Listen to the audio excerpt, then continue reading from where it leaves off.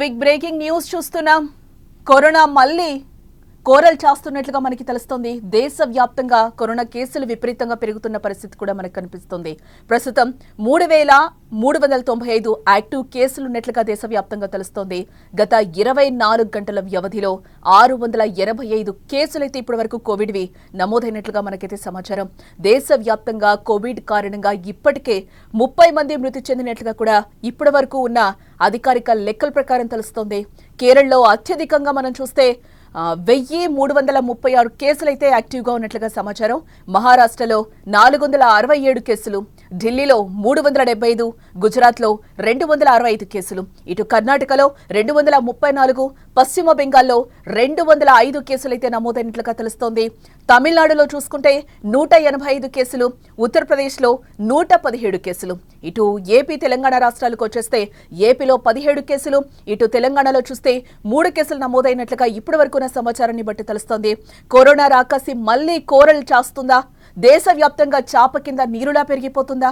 గత కొద్ది రోజులుగా యాక్టివ్ కేసుల సంఖ్య క్రమంగా పెరుగుతూ ఉండడాన్ని మనం ఏ విధంగా చూడాలి? ప్రస్తుతం దేశవ్యాప్తంగా 3,395 యాక్టివ్ కేసులుండగా గడిచిన 24 గంటల్లో 685 కేసులు నమోదయ్యాయి. ఇదే సమయంలో కోవిడ్ కారణంగా ఇప్పటికే 30 మంది మరణించినట్లుగా కూడా సమాచారం. ఇక అత్యధికంగా మనం చూస్తే కేరళలో 1,336 కేసులు యాక్టివ్గా ఉండగా మహారాష్ట్రలో 467, ఢిల్లీలో 375, గుజరాత్లో 265, కర్ణాటకలో 234, పశ్చిమ బెంగాల్లో 205, తమిళనాడులో కూడా 185, ఉత్తరప్రదేశ్కు వచ్చేస్తే 117, ఏపీలో 17, తెలంగాణలో 3 కేసులు యాక్టివ్గా ఉన్నట్లుగా మనకైతే సమాచారం అందుతోంది. మరోపక్క దేశవ్యాప్తంగా కరోనా కేసులు విలయతాండవం చేస్తున్న నేపథ్యంలో కేంద్రం అలర్ట్ అయింది. రాష్ట్రాల్లో కోవిడ్ కేసులు పెంచాలని ఆదేశాలు కూడా జారీ చేయడం జరిగింది. కరోనా పట్ల జాగ్రత్తలు తీసుకోవాలంటూ కూడా హెచ్చరించింది.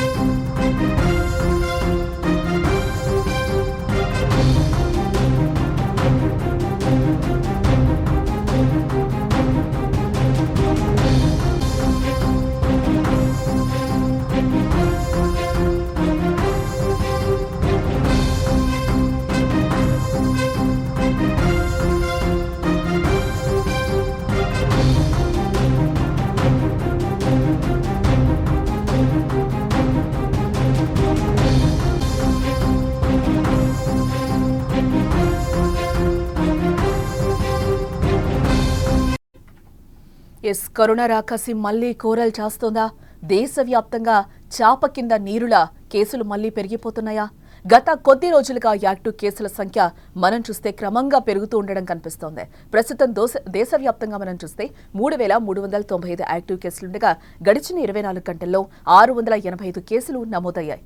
ఇదే సమయంలో కోవిడ్ కారణంగా 30 మంది మరణించినట్లుగా తెలుస్తోంది. ఇక అత్యధికంగా కేరళలో 1,336 కేసులు యాక్టివ్గా ఉండగా మహారాష్ట్రలో 467, ఢిల్లీలో 375, గుజరాత్లో 265, కర్ణాటకలో 234, పశ్చిమ బెంగాల్లో 205, ఇటు తమిళనాడులో చూస్తే 185, ఉత్తరప్రదేశ్లో 117, ఏపీలో 17, తెలంగాణలో 3 కేసులు యాక్టివ్గా ఉన్నట్లుగా సమాచారం అందుతోంది. మరోపక్క కూడా దేశవ్యాప్తంగా కరోనా కేసులు విలయ తాండవం చేస్తున్న నేపథ్యంలో కేంద్రం అలర్ట్ జారీ చేసింది. రాష్ట్రంలో కోవిడ్ కేసులు పెరుగుతున్నాయని, అలాగే కరోనా పట్ల జాగ్రత్తలు తీసుకోవాలంటూ కూడా హెచ్చరించడం జరిగింది. ఇది వరకు కూడా మనం చూసాం కరోనా కేసులు ఏ విధంగా పెరిగాయి, ఎలాంటి జాగ్రత్తలు తీసుకున్నాం, హాస్పిటల్స్ అన్నీ కూడా ఏ విధంగా కిక్కిరిసిపోయాయి, మన దగ్గర బంధువులు అయితే ఏంటి, తెలిసిన రిలేషన్స్ అయితే ఏంటి, అలాగే ఫ్రెండ్స్ అయితే ఏంటి, చాలా మందిని పోగొట్టుకున్న పరిస్థితి అయితే కనిపిస్తుంది. మళ్ళీ తిరిగి పాత రోజులను మనం చూడబోతున్నామా? కొన్ని ప్లేసెస్లో అయితే కేరళలో చూస్తే, గుజరాత్లో అలాగే మహారాష్ట్రలో చూస్తే కేసులు విపరీతంగా పెరిగిన పరిస్థితి అయితే కనిపిస్తుంది. ఇదే నేపథ్యంలో లాక్డౌన్లు విధించే అవకాశం ఉందా? మళ్ళీ పాత రోజులకి వెళ్ళబోతున్నామా? ఏమో, మనం తగిన జాగ్రత్తలు తీసుకోకపోతే వెళ్తామేమో. ఎస్, వ్యాక్సిన్‌కి సంబంధించి కూడా చాలా వరకు కొంతమందికి అపోహలున్న పరిస్థితి కనిపిస్తుంది. వ్యాక్సిన్ వల్ల కూడా మళ్ళీ కోవిడ్ వస్తుందా? లేకపోతే హార్ట్ అటాక్స్ వస్తున్నాయా? అనేది ఒకటి కూడా అందరికీ ఒక అనుమానం అయితే పెరిగిపోయింది. ఇప్పటి వరకు మనం వ్యాక్సిన్స్ వేసుకున్నాం కాబట్టి చాలా సేఫ్‌గా ఉన్నామని కూడా చాలామంది డాక్టర్స్ చెప్తున్న పరిస్థితి కనిపిస్తుంది. ఇమ్యూనిటీ బూస్టర్‌గా అది మనకి పనిచేస్తుందని కూడా డాక్టర్స్ చెప్తున్న పరిస్థితి అయితే కనిపిస్తుంది. ఎస్, ఇదే నేపథ్యంలో కేసెస్ పెరుగుతున్నాయి. అలాగే మనం వర్షాకాలంలోకి ఎంటర్ అయిపోయాం కాబట్టి చాలా జాగ్రత్తలు తీసుకోవడం అవసరం కూడా ఉంది. ఇమ్యూనిటీ బూస్టర్స్ అలాగే మనం ఫుడ్ రూపంలో కూడా మంచి ఆహారం కూడా తీసుకోవాలి. కోవిడ్ తర్వాత ఆహార పరిస్థితులు కూడా మారిపోయిన పరిస్థితి అయితే మనకి కనిపిస్తున్నాయి.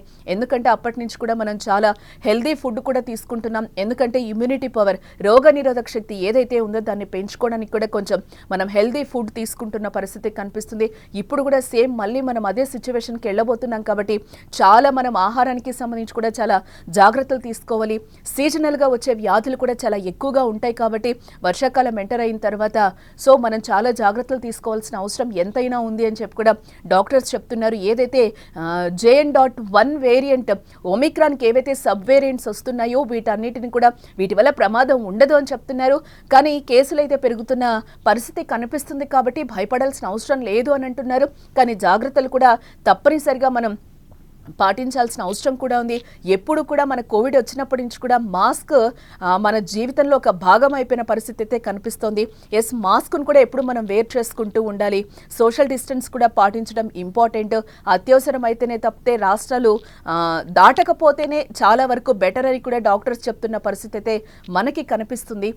కాబట్టి మనం చాలా వరకు జాగ్రత్తలు తీసుకుంటూ ఉండాలి. మనం ఎవ్రీడే బస్సెస్ ఎక్కుతాం, అలాగే మనం మెట్రో ట్రైన్స్ ఎక్కుతున్నాం, జాబ్ పర్పస్గా తిరుగుతూ ఉంటాం, చాలా మందిని కలుస్తూ ఉంటాం. హ్యాండ్స్ శానిటైజేషన్ చేసుకుంటూ ఉండాలి.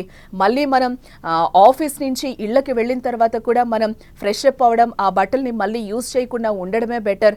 మనం పాతగా 2019, 2020లో ఎలాంటి కరోనా కేసెస్ చూసామో అలాంటి జాగ్రత్తలు ఇప్పుడు మనం ఎంతైనా తీసుకోవాల్సిన అవసరం ఉందని కూడా డాక్టర్స్ చెప్తున్న పరిస్థితి అయితే కనిపిస్తుంది. ఎస్, ఫ్లూ లాంటివి అయితే సీజనల్గా వస్తూనే ఉంటాయి. మనకి ఫీవర్ కానీ జ్వరం కానీ ఇట్లాంటివి వస్తూ ఉంటాయి. కాకపోతే మనం తొందరగా అలర్ట్ అయ్యి డాక్టర్స్ని కన్సల్ట్ అయ్యి 3 days కంటే ఎక్కువ ఫీవర్ ఉన్నప్పుడు మనం అలర్ట్ అవ్వాలి. లేకపోతే డాక్టర్స్ కూడా కొన్ని సూచనలు చేస్తున్నారు.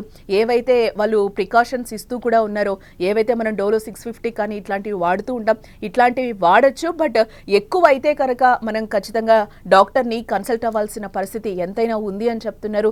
దీన్ని బట్టి మనం తెలుసుకోవాల్సింది ఏంటి, చాలా జాగ్రత్తలు అవసరం. ఎందుకంటే దేశవ్యాప్తంగా కూడా చాలా కేసులు, 3000కు పైగా కేసులు అయితే ఇప్పటి వరకు యాక్టివ్గా ఉన్న కేసులు అయితే కనిపిస్తున్నాయి మనకి.